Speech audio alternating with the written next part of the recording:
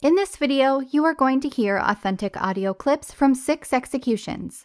2 took place in Georgia and were officially released in a radio program in 2001, and 4 took place in Virginia and were only recently released. This was largely thanks to a string of dumb luck and a lengthy court battle fought by NPR. All 6 recordings were meant to be a secret kept only by the state. All 6 executions were completed using the electric chair and transpired in the 80s and 90s. One of these recordings captured a botched execution. This does not mean that the condemned did not eventually die. It means that there was a stray from protocol or a major malfunction. In this case, Alpha Otis Stevens was administered the proper rounds and dosage of electricity, yet survived. The entire process had to be repeated a second time. I do have the full recordings of each one of these available in my playlist Death Caught on Audio. My content may be upsetting to some. Viewer discretion advised. On July 12, 1984, Ivon Stanley was put to death by electrocution for the crime of burying a man alive. His was one of several executions recorded on audio. This is an incredibly eerie piece of American history. Just hearing the matter-of-fact way that his full death process is narrated gives me chills. Condemned is still sitting there very passively, no movement, staring out into the witnesses. The condemned has offered no resistance throughout. He's just sitting there very passively, not moving. The leg band has been secured to the condemned's right leg, and also the headset has been secured to his head. Perspiration is now being wiped from the forehead of the condemned. Mickey, the wires have been attached and secured to the headset and to the leg band. The perspiration has been wiped again from the condemned's forehead, and the hood is being placed on at this time. Ralph, this is Commissioner.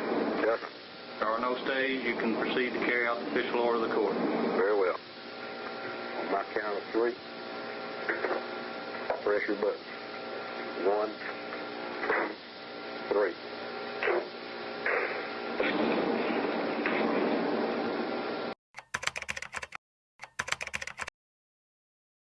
On August 12, 1984, Alpha Otis Stevens was put to death by electric chair, only something went terribly wrong. In a twist, the state of Georgia had made a secret audio recording of the process that was released years later. The state has never offered a reason as to how things went so wrong. According to them, everything was in working order. Yet Stevens remained alive, struggling and drawing in deep labored breaths after the first 2 minutes of electrical volts were administered. The whole process had to be repeated. The execution now has begun. There was one small jerk from the condemned at the time the execution was initiated.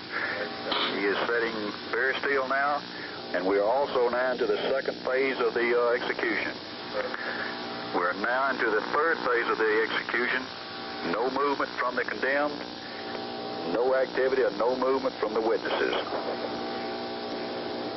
He appears to be relaxing a little bit more now. There's 60 seconds remaining on the third phase of the execution. There is a slight movement from the condemned's head.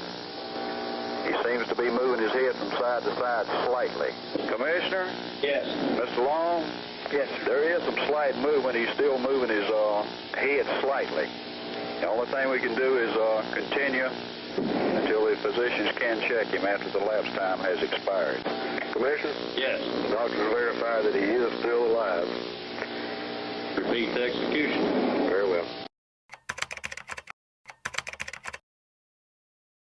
The state of Virginia made secret audio recordings of at least 4 executions in the 80s and 90s. Decades later, due to a string of dumb luck and a lengthy court battle, they have been made public. Don't worry about feeling too bad for Richard Whitley. He committed one of the worst possible crimes, and there is little doubt about his guilt. I've only cut out pieces of extended dead air. Take a listen. The warden is now approaching inmate Whitley's cell to read the order. The order has been read. The inmate is being removed from his cell, being led to the chamber. The inmate is now strapped into the chair. The first charge has been applied. First charge applied. It's 11:02.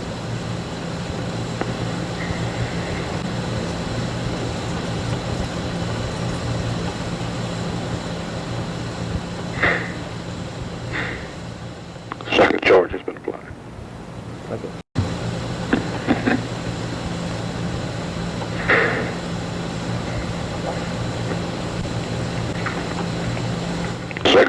complete. Master control has been turned off the machine. Second charge complete.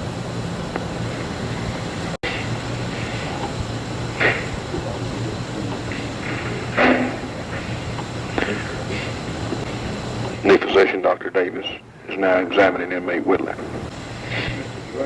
The doctor has given the word that inmate Whitley has expired. People often expect electrocution executions to be loud, but they're actually eerily quiet. Electrocution, whether accidental or intentional, is known as a silent killer. The current passing within the body causes unstoppable muscle contractions, and no muscles are immune. This includes the vocal cords. Electrocution can also prevent breathing. Electricity is invisible. It cannot be seen, smelled, or heard. In this audio, there is confusion about the current time. That is why they appear to jump around in the middle. This is the execution of Alton Waye. The date is August 30th, 1989.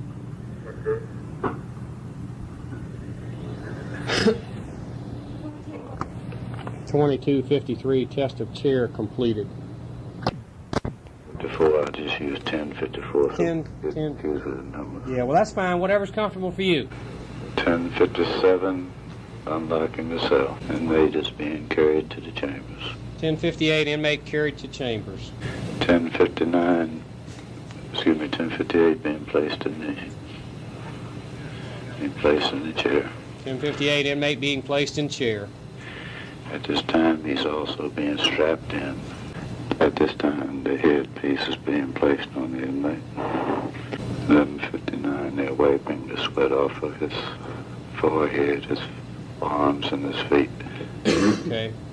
11:59, the key has been placed into the proper position.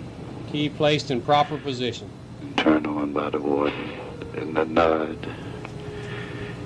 And execution is taking place. Okay.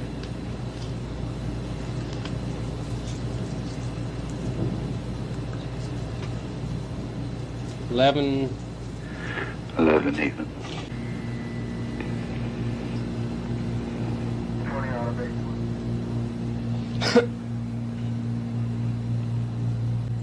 Second Joe, 1101.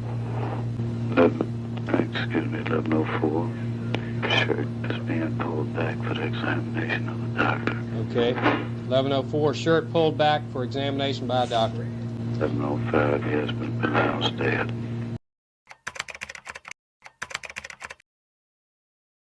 Though the actual electrocution went to plan, there was chaos that ensued just before. As Boggs was already strapped into the chair, the governor's office was trying to reach them and couldn't get through. Having an open phone line close by is imperative because the governor can grant a last-minute stay to stop the execution. Take a listen. The warden is now reading the court order to the inmate. It is now 10:48. The inmate is now stepping out of his cell. The team is carrying the inmate into the chamber. Mr. Rangi? Yes, can you hear me? Yes. We are now in the chamber. Mr. Rangi, Yes. we need to get 306 clear. The governor's office is calling. Debbie, they're strapping him in the chair. Hold on a minute. He's trying to talk to 306, but he says 230 is tying it up for some reason. Debbie, you're on 230. Who are the governors? Somebody's got... Hold on. Hang that one. Hang it up. Tell him we'll call him back.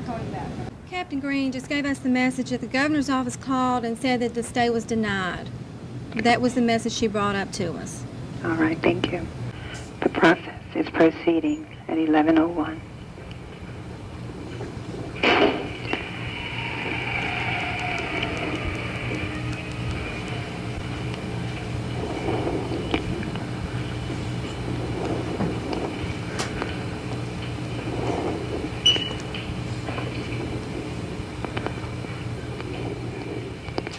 The first surge of electricity has been administered. It's now 11:02. Electrocutions are silent deaths, but don't let that fool you. It's not an easy, pain-free end at all. During this one, the witnesses were horrified when Evans began profusely bleeding from his eyes, nose, and mouth shortly after the first surge of electricity was administered. 10:59, Evans has completed reading the court order to himself, He's handed it back to the warden. The cell door is opening.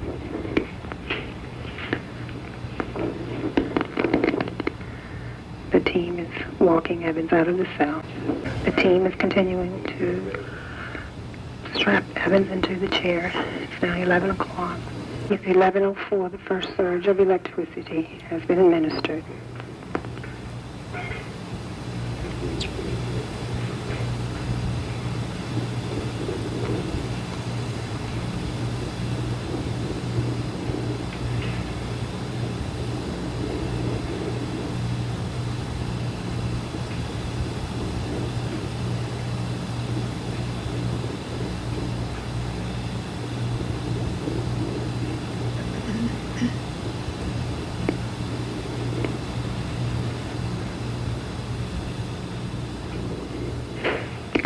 It's 11:05. Second surge of electricity has been administered. There were no last words? Last words were given to his attorney. Prior to leaving the cell, he gave the attorney a statement. Process complete. It's 11:08. Team member is proceeding towards Evans to open his shirt. Dr. Peel has entered the room. It is 11:09. The inmate has expired.